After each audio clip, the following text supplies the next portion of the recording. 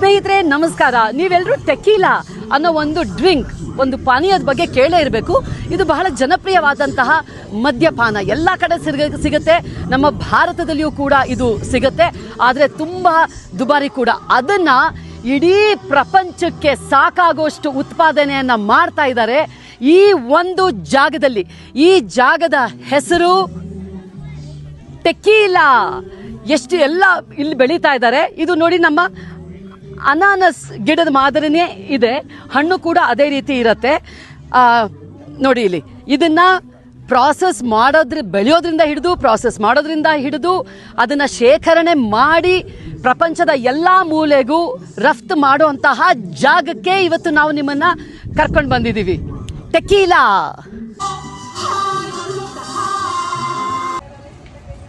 Tequila ತಯಾರಿಕೆಗೆ ಬಳಸುವ ಮುಖ್ಯ ಘಟಕ ಅಗಾವೆ ಎಂಬ ಒಂದು ವಿಶಿಷ್ಟ ಸಸ್ಯ. ಈ ಸಸ್ಯವು ಜ್ವಾಲಾಮುಖಿಯ ಮಣ್ಣಿನಲ್ಲಿ 7 ರಿಂದ 10 ವರ್ಷಗಳವರೆಗೆ ಬೆಳೆಯುತ್ತೆ. ಇದರ ಮಧ್ಯದಲ್ಲಿರುವ ಪೀನ್ಯಾ ಅನಾನಸ್ನಂತೆ ಕಾಣುವ ಹೃದಯ ಭಾಗ ಇದೇ ಟೆಕೀಲಾದ ಮೂಲ. ಈ ಪೀನ್ಯಾಗಳನ್ನು ದೊಡ್ಡ ಉಕ್ಕಿನ ಅಥವಾ ಕಲ್ಲಿನ ಒಲೆಗಳಲ್ಲಿ ನಿಧಾನವಾಗಿ ಬೇಯಿಸಲಾಗುತ್ತೆ. ಇದರಿಂದ ಅದರಲ್ಲಿರುವ ಸ್ಟಾರ್ಚ್ ಶರ್ಕರವಾಗುತ್ತೆ. ಬೇಯಿಸಿದ ಪೀನ್ಯಾಗಳನ್ನು ಪಾರಂಪರಿಕ ಕಲ್ಲಿನ ಚಕ್ರ ಅಥವಾ ಆಧುನಿಕ ಯಂತ್ರಗಳ ಮೂಲಕ ಹಿಂಡಿ ರಸವನ್ನು ತೆಗೆಯಲಾಗುತ್ತೆ.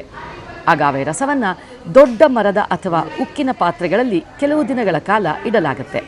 ಈ ಸಮಯದಲ್ಲಿ ನೈಸರ್ಗಿಕ ಈಸ್ಟ್ ಇದರಲ್ಲಿ ಶರ್ಕರವನ್ನು ಆಲ್ಕೋಹಾಲ್ ಆಗಿ ಪರಿವರ್ತಿಸುತ್ತೆ. ಫರ್ಮೆಂಟ್ ಆದ ದ್ರವವನ್ನು 2 ಅಥವಾ 3 ಬಾರಿ ಡಿಸ್ಟಿಲ್ ಮಾಡಲಾಗುತ್ತೆ. ಹೀಗೆ ಶುದ್ಧ ಮತ್ತು ಸುವಾಸನೆಯುಕ್ತ ಟೆಕೀಲಾ ದೊರೆಯುತ್ತೆ.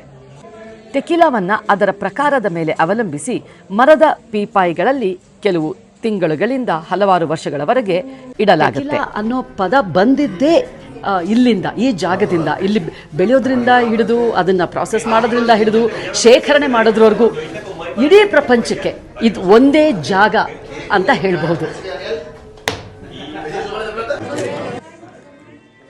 ನಂತರ ಟೆಕೀಲಾವನ್ನು ಫಿಲ್ಟರ್ ಮಾಡಿ ಬಾಟಲ್ಗಳಲ್ಲಿ ತುಂಬಲಾಗುತ್ತೆ ಮತ್ತು ವಿಶ್ವದಾದ್ಯಂತ ರಫ್ತು ಮಾಡಲಾಗುತ್ತೆ. ಟೆಕೀಲಾ ಕೇವಲ ಪಾನೀಯವಲ್ಲ, ಅದು ಮೆಕ್ಸಿಕೋದ ಹೃದಯದ ಭಾಗವಾಗಿದೆ. ಯುನೆಸ್ಕೋ ಈ ಪ್ರದೇಶದ ಅಗಾವೆ ಕ್ಷೇತ್ರಗಳನ್ನು ವರ್ಲ್ಡ್ ಹೆರಿಟೇಜ್ ಸೈಟ್ ಎಂದು ಘೋಷಿಸಲಾಗಿದೆ. ಗ್ವಾಡಲಹಾರ ಬಳಿ ಇರುವ ಟೆಕೀಲಾ ಟ್ರೈನ್ ಪ್ರಯಾಣವು ಪ್ರವಾಸಿಗರಿಗೆ ಈ ಪ್ರಕ್ರಿಯೆಯ ಸಂಪೂರ್ಣ ಅನುಭವವನ್ನು ನೀಡುತ್ತೆ, ಕೃಷಿಯಿಂದ ಪಾನೀಯದವರೆಗೆ.